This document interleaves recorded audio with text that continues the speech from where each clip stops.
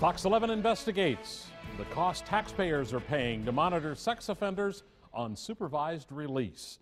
These are the offenders on supervised release from the state's Sand Ridge Secure Treatment Center in the west central part of the state.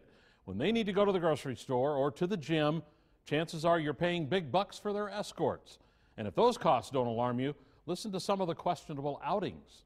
Here's Fox 11's Mark Leland. Like everyone else, even sex offenders on supervised release need to go to the grocery store, the doctor's office, even the laundromat on occasion. But state law requires those sex offenders to have an escort. So the state pays a private company to transport and monitor the 38 sex offenders currently out on supervised release to where they need to go.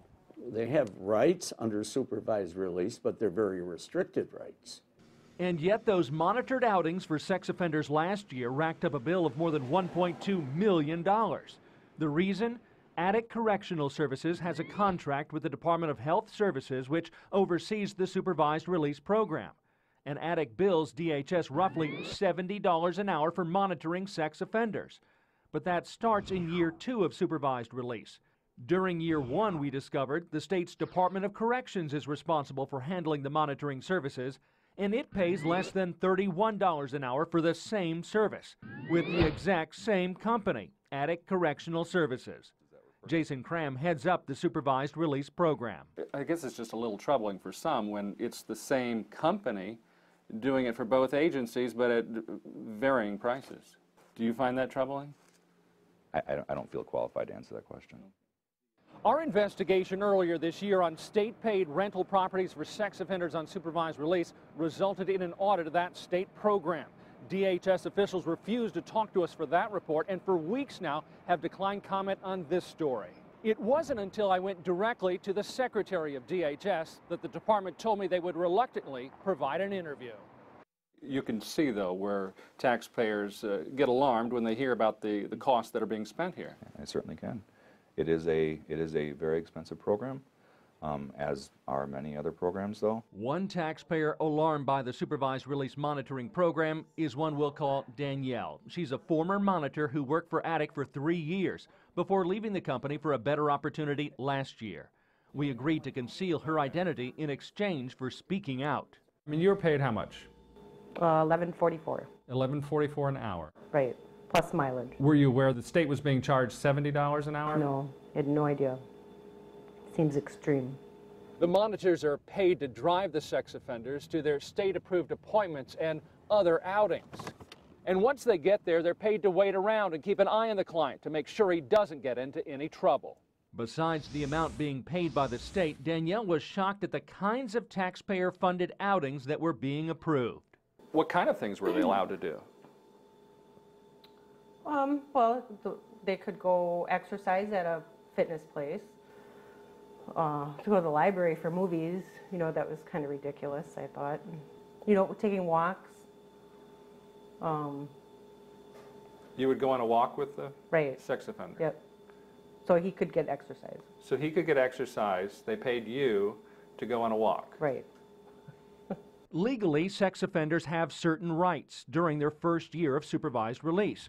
Those rights allow for chaperoned outings for things like church, medical treatment, sex offender counseling, living needs such as trips to the grocery store, and searching for a job. In year 2 and beyond, other outings may be approved according to Cram, but there are no statutory guidelines in terms of where they can go or what they can do. Our number one priority is community safety. And does this meet a rehabilitative need of that individual? Perhaps the biggest concern we were told about involved a monitor sitting around for 4 hours while the sex offender on supervised release volunteered as a custodian. And he was doing the job here at the Manitowoc County Jail.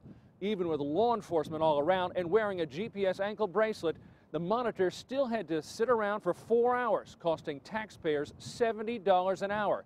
$280 for the day, and he volunteered 5 days a week.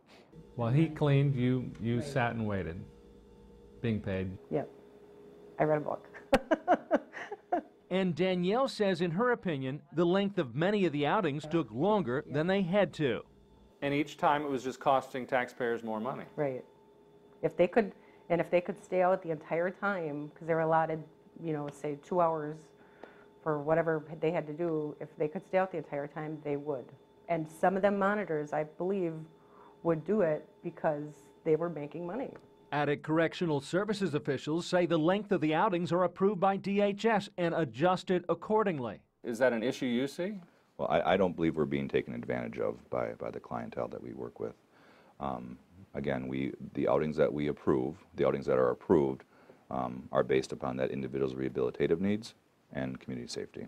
Supervised release clients with a good record over time may be given privileges to take part in outings on their own. I think the conflict comes with some taxpayers when we look at the cost. Absolutely, I get that.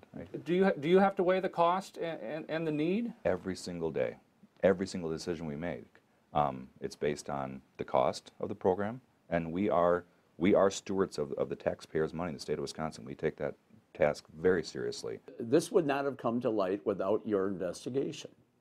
We weren't aware of it because it's buried under administrative rules. State Senator Mike Ellis of Neenah says he is keeping a close eye on the supervised release program now. The Legislative Audit Bureau has recommended ways to cut costs, and DHS officials must report back to the Legislative Audit Committee by April. They know we're aware of it, and that's step one. And now we have to make sure that they follow up on it, and we're going to, because it's just costing way too much money. In January, Cram says the agency will seek lower bids for monitoring services and hope to have a new contract in place by spring so it can opt out early from its current contract with Attic Correctional Services. Although Attic officials defend the rate differential between DHS and DOC, saying the DHS rate includes the majority of the operational costs for our program. Meanwhile, the outings allowed are also being closely scrutinized. $70 an hour trips to the laundromat are being phased out, with DHS buying washers and dryers for all of its rented homes. When all this is done, we're going to have a better supervised release program? I believe so. I really believe so. I think we'll have a tighter program in terms of the policies that they're recommending. And I'm very confident that we'll have a more cost-effective program. In Madison, Mark Leland, Fox 11 News.